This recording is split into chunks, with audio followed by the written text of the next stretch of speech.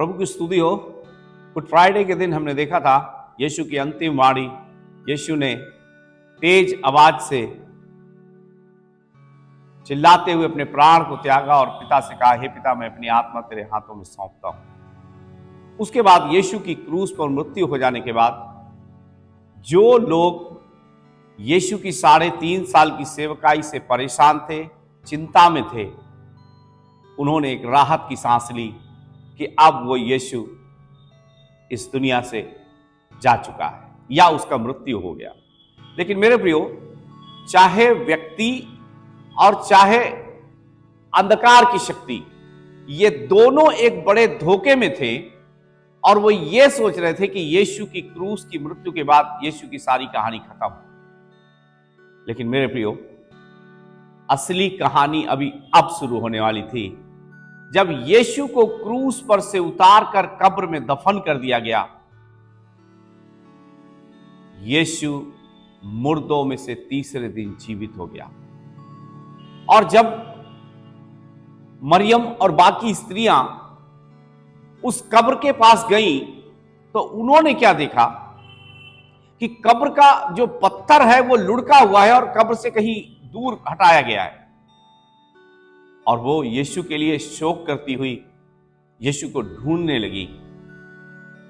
लेकिन मेरे प्रियो, स्वर्गदूत ने आकर उनको बताया कि तुम जीवते को मरे हुए में क्यों ढूंढते हो। मेरे प्रियो, यीशु मसीह जब इस पृथ्वी पर अपना 3.5 साल की सेवकाई कर रहे थे, एक बार उन्होंने बताया, पुनरुत्थान और जीवन मैं ही हूं। ये एक सही मायने में एक भविष्यवाणी थी जो यीशु आने वाले दिनों में अपने ही जीवन के ऊपर पूरा करने जा रहे थे। और वो समय आ गया था कि परमेश्वर यीशु के द्वारा कही गई इस भविष्यवाणी को पूरा करके पुनरुत्थान की सामर्थ्य के द्वारा अपने पुत्र को मरे हुओं में से जिलाकर मुर्दों में से यीशु को जीवित किया गया। लेकिन जो लोग कब्र में आकर यीशु को ढूंढ रहे थे, स्वर्गदूतों ने उनसे कहा, तुम जीवते को मरे हुए में क्यों ढूंढते हो। मेरे प्रियो, यीशु का पुनरुत्थान हो चुका था। अभी बीती बातें सब बीत गई। मुख्य बात यह है, जिस यीशु को कलवरी क्रूस के ऊपर चढ़ाया गया था, वो यीशु आज जीवित है। और वो यीशु आज जीवित होकर बहुत से लोगों के जीवन को अपने समान बना रहा है।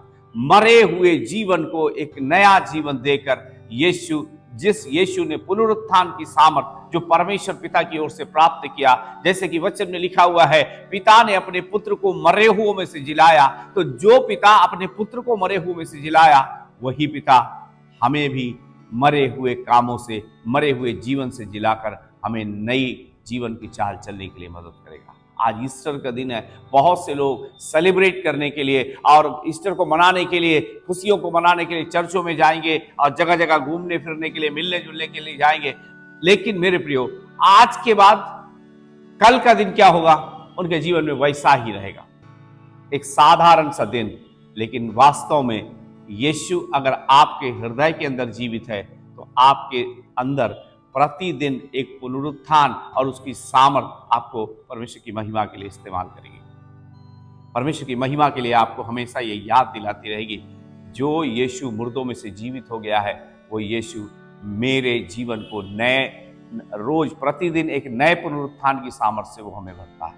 इसलिए मेरे प्रियो, आज ईस्टर है और आज यीशु ये चाहते हैं कि आपके जीवन के हर क्षेत्र को बहुतायत के साथ परमेश्वर अपनी महिमा से भरने के लिए, क्योंकि जिस तरीके से परमेश्वर ने अपने पुत्र को मरे हुओं में से जिलाया, पुत्र के द्वारा परमेश्वर हर एक उस विश्वास करने वाले को जो यीशु के पास आते हैं, उनको नया जीवन देने की सामर्थ रखते हैं। और आपको एक महत्वपूर्ण बात बताऊं, यीशु मसीह मुर्दों में से जी उठने के बाद आज भी ये प्रमाणित करते हैं कि वो मरे हुए में से जी उठे हैं।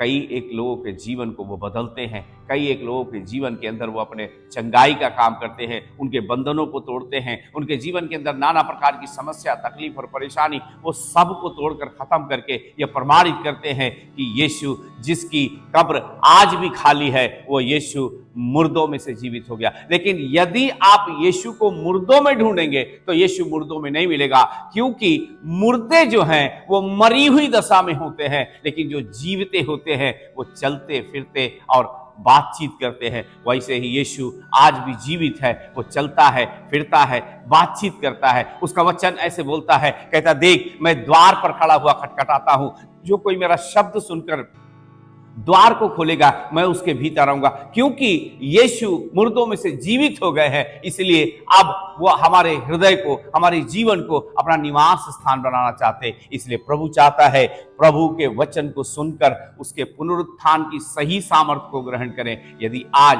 आप उस यीशु से बोलेंगे, हे यीशु, आज से 2025 वर्ष पहले आपने कब्र को में से निकलकर आप मुर्दों में से जीवित हो गए, वही यीशु मेरे मरे हुए जीवन में आइए ताकि मुझे भी जिला दीजिए, तो यीशु आपकी प्रार्थना को सुनकर आपके जीवन के अंदर अद्भुत काम करेंगे। इसलिए पुनरुत्थान की सामर्थ आपके लिए आज भी काम करने के लिए तैयार है। यदि मन से विश्वास करें और मुंह से अंगीकार करें कि परमेश्वर ने अपने पुत्र को मरे हुओं में से जिलाया है, तो निश्चय हम उद्धार पाने के लिए योग्य हैं। आंखों को बंद करेंगे, प्रार्थना करेंगे। स्वर्ग के परमेश्वर, आज हम आपके जी उठने के दिन को स्मरण करते हैं, जिस प्रकार से आपने 2025 वर्ष पहले प्रभु कब्र को तोड़कर या कब्र में से निकलकर मुर्दों में से जीवित होकर प्रभु आपने ये प्रमाणित किया कि आप जीवित हैं। वैसे ही मुझे सुनने वाले हर एक भाई के लिए, हर एक बहन के लिए मैं प्रार्थना करता हूं, उनके मरे हुए जीवन के अंदर एक नई सामर्थ्य तेरी ओर से आ जाए। उनके बीमारी के बंधन टूट जाए, वो उनके बंधनों को तोड़ते हैं,